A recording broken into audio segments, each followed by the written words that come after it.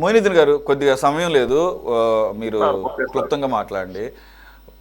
మీ ప్రభుత్వ హయాంలో సేకరించినా కానీ అది ఎవరి హయాంలో సేకరించినా కానీ నష్టపరిహారం వారిని సంతృప్తిపరిచే విధంగా ఉండాలి. మరి నాకు డీటెయిల్స్ తెలియవు. మీ ప్రభుత్వ హయాంలోనే వాళ్ళు పరిహారం తీసుకోవడానికి నిరాకరించారట. అలాగని అందరూ కాదు, కొంతమంది మరి అక్కడున్న లొకేషన్ బట్టి, దాని డిమాండ్ బట్టి, ప్రైమ్ లొకాలిటీని బట్టి కూడా మారుతుంటే మరి ఆ రకంగా ఏమన్నా వారు నిరాకరించారేమో.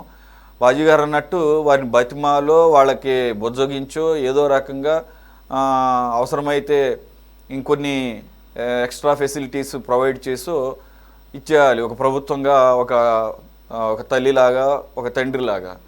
అలాగే నేను చెప్పాను, మీ ప్రభుత్వం వచ్చు, ఈ ప్రభుత్వం వచ్చు, government is a continuous process.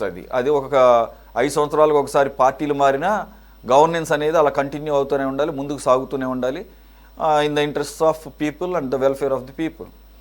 అందు గురించే కదా మనం ఎన్నుకునేది ప్రభుత్వాన్ని.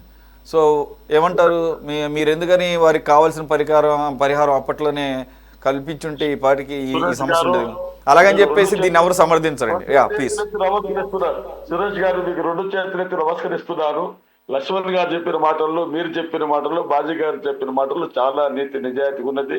మీరు వాస్తవం చెప్పారు. ఈరోజు చాలా చాలా ముఖ్యమైన పాయింట్ చెప్పారు. ఎందుకంటే వైసీపీ జగన్మోహన్ రెడ్డి గారు ముఖ్యమంత్రి ఉన్నప్పుడు ఆ నష్టపరిహారం హైకోర్టులో కట్టారండి. మొన్నటిదాకా భోగాపురం మేమే తెచ్చాము, మేమే కట్టామంటున్నారు టీడీపీ వాళ్ళు. ఈ రోజు ఈ కష్టకాలం వచ్చేసరికి అది వైసీపీ ప్రభుత్వం జరిగింది అనేది ఒక మాట వాస్తవం వచ్చేసింది. చాలా సంతోషం. జగన్మోహన్ రెడ్డి గారు ఎక్కడైనా ఏదైనా పోలవరం దగ్గర కూడా దేవీపట్నంలో అక్కడున్న గ్రామస్తులందరికీ పరిహారం చెల్లించేస్తారు. ఈ రోజు చూడబోతే ఇదే స్థలంలో ఈ సమయంలో జగన్మోహన్ రెడ్డి గారు ముఖ్యమంత్రిగా ఉంటే ఆ ప్రజలకు న్యాయం జరిగి ఉండేది, ఆ పేదలకు న్యాయం జరిగి ఉండేది. ఎందుకంటే సార్, మీకు గన్నవరం ఎయిర్పోర్ట్ దగ్గర బలుసురు శ్రీనివాసరావు, బెజవాడ రమేష్, ఆలూరు బుజ్జి వాళ్ళు ల్యాండ్ పూలింగ్ స్థలం ఇచ్చారు. గన్నవరం దగ్గర వాళ్ళని తీసుకొచ్చి అమరావతి భూములు ఇస్తారు. ఎందుకు మీరు డబ్బు ఇవ్వలేదు ఆ రోజు? నిజంగా న్యాయబద్ధమైనటువంటి రేట్ ఫిక్స్ చేసి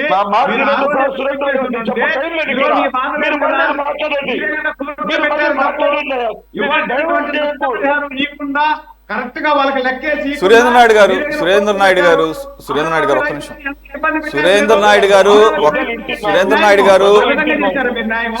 గారు టైం లేదు, ఒక నిమిషం ఆగండి. మీరు ఇప్పుడు కౌంటర్ ఆర్గ్యుమెంట్స్ టైం లేదు. మీరు ఆల్రెడీ కరెక్టే అవ్వచ్చు, కరెక్టే. అప్పుడే కంపెన్సేషన్ విషయం ఒక కొలికి తీసుకురావచ్చు. కాదంటే ఒక నిమిషం ఆగండి, టైం లేదు. సురేంద్ర నాయుడు గారు కోఆపరేట్ 3,650 గజాల ఫ్లాట్, వాణిజ్య ఫ్లాట్, తర్వాత 14,000 చిల్లర, 4,1400 చిల్లర నివాస ఫ్లాట్లు. ఈయన అశ్విని దత్ గారికి వచ్చి ఎక్కడ ఇచ్చారు భూములు? గన్నవరం దగ్గర. వాళ్ళని తీసుకొచ్చి మీకు అమరావతి రైతుల దగ్గర స్థలాలు కేటాయిస్తారేంటి?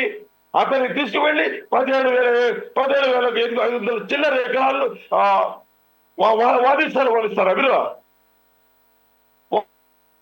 వాదించే స్థలాలు ఏ విధంగా ఇస్తారు సార్? మీకు చంద్రబాబు డబ్బు ఇవ్వలేదు. 17,550 ఎవరికి? అదే కాకుండా తిరిగి ఇస్తారు మీరు. ఇన్ని ఇచ్చేసి మేమేదో చేసేసాము, న్యాయం చేసేసామని. ఎందుకంటే ఇప్పుడు కష్టకాలం వచ్చింది కాబట్టి అక్కడ జగన్మోహన్ రెడ్డి గారు ఆ రైతులకు పరిహారం చెల్లించలేదు అంటే భోగాపురం ఎయిర్పోర్ట్ తీసుకొచ్చింది జగన్మోహన్ రెడ్డి గారు అని క్లారిటీకి తెలిసిపోయింది. ఈ రోజు ప్రతి ఒక్కరికి కష్టకాలం రాకపోతే అంతా నేనే అంటారు చంద్రబాబు నాయుడు గారు. ఇప్పుడు కష్టకాలం వచ్చింది కాబట్టి ఈ రోజు ఇప్పుడు బాజీ గారు చెప్పారు, ఆ పేద వృద్ధులకు, ఆ పేద దంపతులకు చంద్రబాబు నాయుడు వాళ్ళ కాళ్ళు కడిగి పరిహారం ఇప్పించాలి.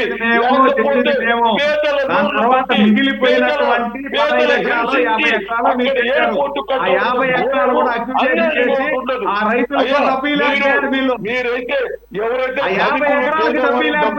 ధనికులు ఉంటారో పేదలంటే అసహ్యం చంద్రబాబు నాయుడికి. పేదలంటే ఒక రకమైన అసహ్యం. వాళ్ళ చెత్త గబ్బు కొట్టుంది అతను తట్టుకోలేడు చంద్రబాబు నాయుడు సబ్జెక్ట్ గారు. మాట్లాడమని చెప్పండి సార్ ఆయన్ని. ధనికులు, సబ్జెక్ట్ లేకుండా ఊరికి ఎంతసేపు చంద్రబాబు నాయుడు ఆయన చెప్తే ఎట్లా? అసలు లాస్ట్ ప్రభుత్వంలో వీళ్ళు రైట్. రైతులు డబ్బు ఇవ్వకపోయినా రైట్. ఇక చాలు మీరు ప్రభుత్వంలో న్యాయంగా రైతులకు ఇది ఇది ఎందుకు ఇది మనకి రెండో టాపిక్. ఇప్పుడు దీని మీద ఎలాబరేటివ్ గా మాట్లాడి లేకపోతే కౌంటర్ ఆర్గ్యుమెంట్స్ మేము ఈ రకంగా ఒకరికొకరు కౌంటర్లు వేసుకుంటాం అంటే టైం సరిపోదు. ఒక్క నిమిషం ఆగండి. మీ పర్లేదు మీ పాయింట్స్ అన్ని కూడా మీరు మీ పాయింట్స్ తీసుకోవడం జరిగింది. ఒక్క నిమిషం ఆగండి. ఒక్క నిమిషం మోయినేంద్ర గారు ఒక్క నిమిషం సార్, టైం లేదు. ఒక్క నిమిషం ఆగండి, కోఆపరేట్ చేయండి, కంక్లూడ్ చేసేద్దాం. లక్ష్మి గారు